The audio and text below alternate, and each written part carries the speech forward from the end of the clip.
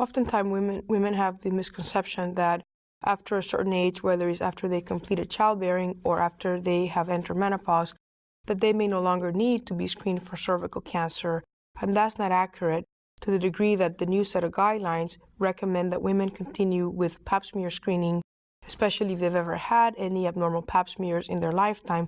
That screening needs to continue until they're in their late 60s or early 70s. Another misconception is that women who've had a hysterectomy because the cervix has been removed no longer need to be screened for cervical cancer, and that is also inaccurate. The new guidelines for pap smear screening from the American Board of OBGYN recommend that a woman begins to have cervical cancer screening at the age of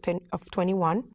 that the screening continued either every year if you're having a pap smear alone, or every 3 years if you're having a pap smear in combination with an HPV test. However, it is very important for a woman to know that even if she doesn't have to come in for a pap smear, she still needs to be seen every year by her gynecologist to have a pelvic exam and a GYN or a gynecological evaluation. So when we first see a patient at Mass General with cervical cancer, we put together a team of experts that includes a surgical expert, so a gynecologic oncologist,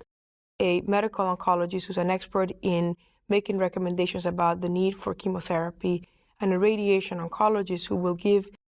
an opinion as to whether the patient's tumor will require treatment with radiation therapy.